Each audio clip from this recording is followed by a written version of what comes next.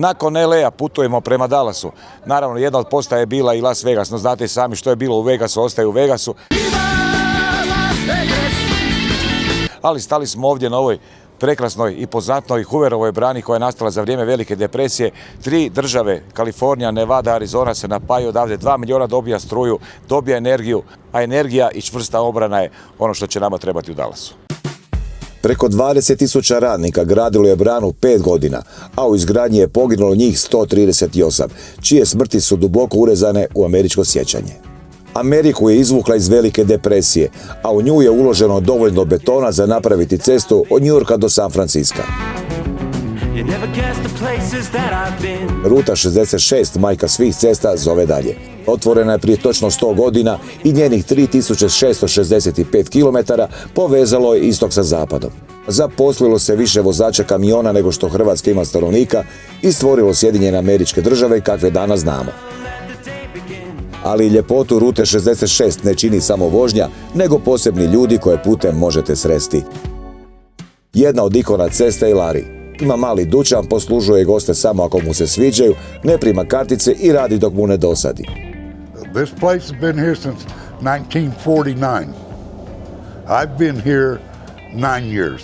We get a lot of tourists here from all over the world.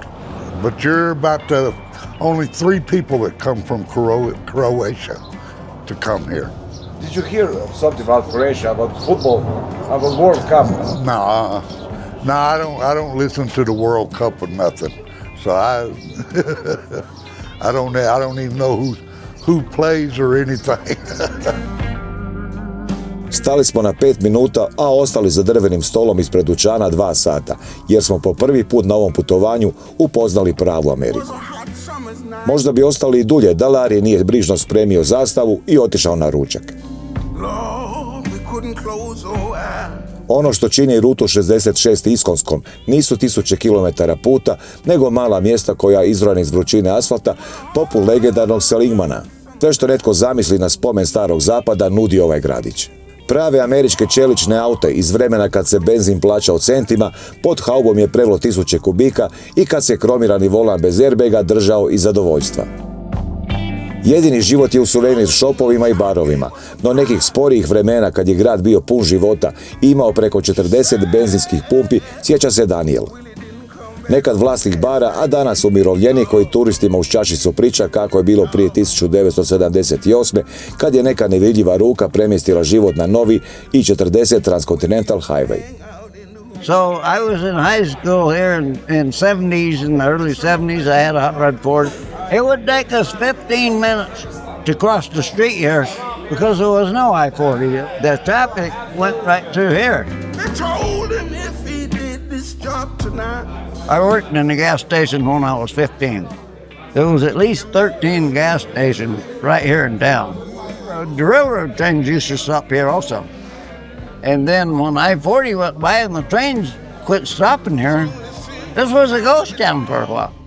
Grad se polako gasio, no onda je lokalni brijač Angel Delgadillo pokrenuo projekt oživljavanja sjećanja na stari Route 66. So then Angel got that deal going with Route 66 and got it going back again and then made it a tourist town, but this town was dead for several years. It was just like a ghost town.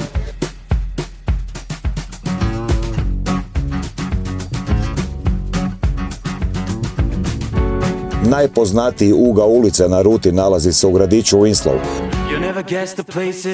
Naš kombi vozi, ne kvari se, međutim jednom davno se na ovom mjestu pokvario jedan Ford i iz te priče je nastala velika pjesma Take It Easy i ona priča Standing on the Corner in Wilson, Arizona, to je upravo tu.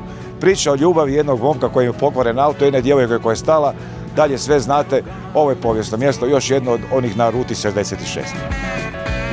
Refren velikog hita grupe Eagles pjesme Take It Easy već desetljećima pjevuši cijeli svijet. Winslow je obavezna stanica za sve, a posebno bajkere koji prolaze tom rutom. Well, this is our first annual tour for Friends of Route 66. It's a membership organization for Europeans that like the Route 66 and want to experience it on a Harley or on a motorcycle, and an annual tour where we just like to do the old route, stop everywhere and have a good time and take pictures.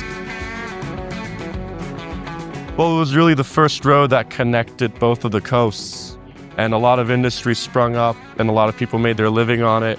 And it was, I think, an iconic part of the American culture. The hot rod culture was a big part of it too. And, you saw Forrest Gump running on it at one point too.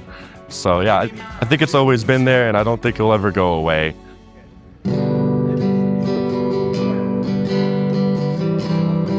Mnogi zastanu i poslušaju priču o dobroti, ljubavi i životu na ruti koju priča dobri čovjek Max.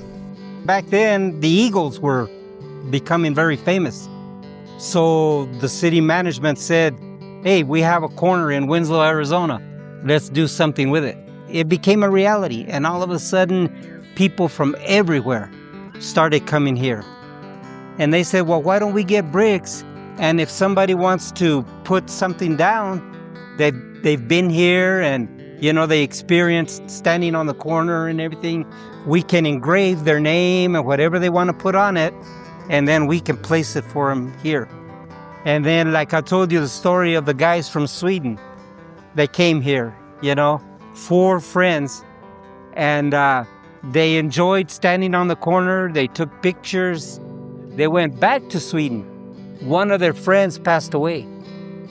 They came all the way back from Sweden and bought a brick and placed it for him. And now every year they come back all the way from Sweden. They put the Swedish flag down and they pray. And I couldn't believe it. I said to myself, I can see from another state, but from a foreign country to do this, he had to have been a hell of a friend, These are the kind of people I meet here, all kinds from everywhere. And I have a blast. I love it. The tourists, they make my day every day. And I sit here and I help them take pictures and whatever they want. This is what it's all about. You meet wonderful people, you do for them, and I wouldn't have it any other way. I love it. I hang out here and I meet wonderful people every day.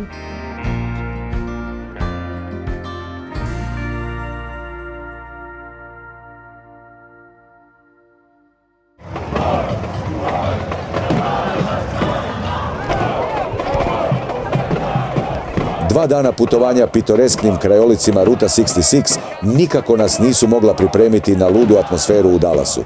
Nekoliko tisuća Hrvata u samom centru grada napravilo je veličanstvenu paradu. S 2 prijatelja smo krenuli zajedno iz Zagreba avionom do Memfisa, a biciklima od Memfisa do Dallasa. Otkud ideja i koliko je trebalo? Pa ideja je od tuda da mi svako svjetsko prvenstvo idemo na biciklu. Išli smo u Kaliningrad, išli smo u Katar, išli smo u Berlin prošle godine, tak smo i ove godine to htjeli upotpuniti. Krenuli smo 7. iz Zagreba, a de facto 9. iz Memfisa. Kakav je put bio, kako je? Mi kako smo gledali, baš i nismo vidjeli neke biciklističke staze kroz Ameriku. Pa vozili smo cijeli Arkansas od istoka do zapada, biciklističkih staza nema, vozi se po cesti, ceste su dobre, ali je užasno teško vrijeme, velika vlaga, velika vrućina, nisko, puno močvare. Uglavnom, stigli smo živi i zdravi. We're from Dallas, Texas. My wife will be in Croatia in 2 months for the first time ever. So that's why we're here. She'll be there in 2 months. I'm going in August to Croatia, so I had to come see beforehand. Unatoč velikom slavlju u Dallasu, utakmica pred nama bit će teška. Sale, član patrole s više od 100 gostovanja u nogama, podijelio je s nama svoje viđenje utakmice s Englezima. Pa evo, nakon 4-5 dana lutanja Amerikom od Los Angelesa do Dallasa, rutom 66, ovo je zapravo prvi onaj prebačaj u mod nogometa, u mod svjetskog prvenstva. I ovo danas što se tu desilo je zelo predivno. A feeling je napokon onaj pravi nogometi. Do sad je, ajmo reći, to bilo turistički više manje, ali sad kreće pravi nogomet. Očekujem, a čvrst utakmici s obzirom na ovo što se čita po portalima o postavi, vjerujem da ćemo se zabiti iza i čeka svoju priliku. Ali mislim da bi mogli izvući dobar rezultat. I uvijek je to nešto bilo lila, oće, neće, na kraju ispostavilo se da i kad je neki dojam da nešto nije kako treba, uvijek mi pokažemo da smo najjači.